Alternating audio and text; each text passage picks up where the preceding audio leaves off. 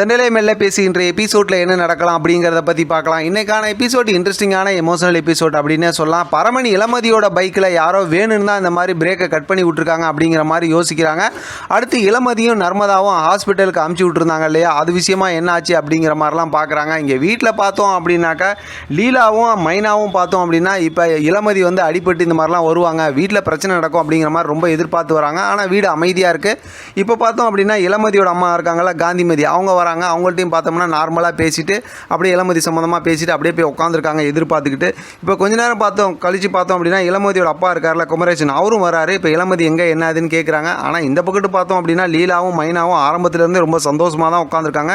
கொஞ்ச நேரம் கழிச்சு பார்த்தோம்னா திடீர்னு இளமதி வந்து ஆட்டோவில் இறங்குறாங்க. கூட பார்த்தா அதே நேரத்தில் காயத்ரி நர்மதா இருக்காங்களா, அவங்க வந்து காலில் கையிலலாம் கட்டு போட்டிருக்காங்க. கூட பார்த்தா பரமனும் இருக்காங்க. இப்போ அவங்களாம் கூட்டிகிட்டு வரதை பார்த்துட்டு இப்போ தான் பார்த்தா வீட்டில் இருக்கவங்களாம் பதறி போகிறாங்க, என்ன ஏதுன்னு கேட்குறாங்க. சொல்லவா வேணும், லீலாவுக்கு வந்து ரொம்பவுமே பிரச்சனை பயமாயிடுச்சு. இப்போ அதாவது பக்கத்தில் பார்த்தா இந்த பக்கத்து பரமன் நிற்கிறாரு, நர்மதா விழும்போது தாங்கி பிடிக்கிறாரு. என்னாச்சு ஏதுன்னு கேட்கும்போது தான் இந்த மாதிரி அடிபட்டுச்சு, அதனால் காப்பாற்றி இந்த மாதிரி கூட்டு வந்தேன் அப்படிங்கிற விஷயம்லாம் சொல்கிறாங்க. தங்கச்சிமாக்கு இந்த மாதிரி ஆயிடுச்சு அப்படிங்கிற விஷயம்லாம் பேசுனதுக்கப்புறம் பார்த்தா லீலாவுக்கு ரொம்ப கோவம் வந்துடுது. யாருக்கு யாரா தங்கச்சிமா, நீயே அனாதை பையன் அப்படி இப்படிங்கிற மாதிரி சொல்லிட்டு இப்போ பரமனை ரொம்பவுமே அவமானப்படுத்தி பேசிடுறாங்க. ஒரு கட்டத்தில் பார்த்தோம்னா பரமன் அப்படியே ரொம்ப சோகமாக அங்கேருந்து கிளம்பி போயிடுறாரு. இப்போ தான் இளமதி பார்த்தோம் அப்படின்னா சரியான கோவப்பட்டு பார்த்தா லீலாவை பேசான பேச்சு பேசி விட்டுறாங்க.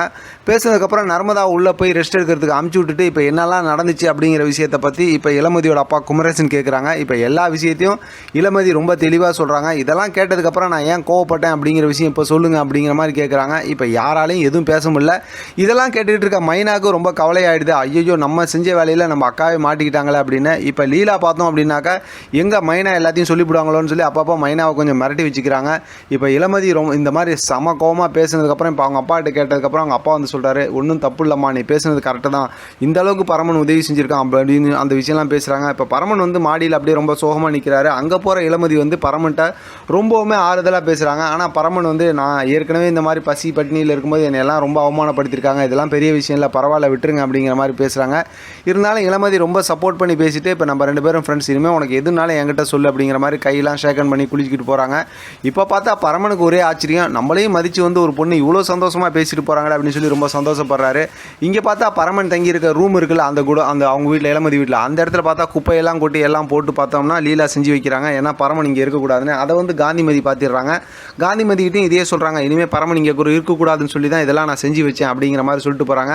ஆனால் காந்திமதி கண்டிப்பாக இதெல்லாம் க்ளீன் பண்ணி சுத்தம் பண்ணி கொடுத்துருவாங்க அப்படிங்கிற மாதிரி தான் நான் யோசிக்கிறேன். ஏன்னா காந்திமதி வந்து இப்போ எல்லாத்தையும் புரிஞ்சுக்கிறாங்க, இந்த லீலா தான் எல்லாம் தப்பு பண்ணுறாங்கிற மாதிரி தான் புரிஞ்சுக்கிறாங்கன்னு எனக்கு தோணுது. பார்க்கலாம் என்ன நடக்குதுன்னு. இதை பற்றின உங்களோட கருத்து கமெண்ட் பாக்ஸ் தெரியப்படுத்துங்க. தொடர்ந்து ஆதரவு கொடுங்க. தேங்க்யூ ஃப்ரெண்ட், தேங்க்ஸ் ஃபார் வாட்சிங்.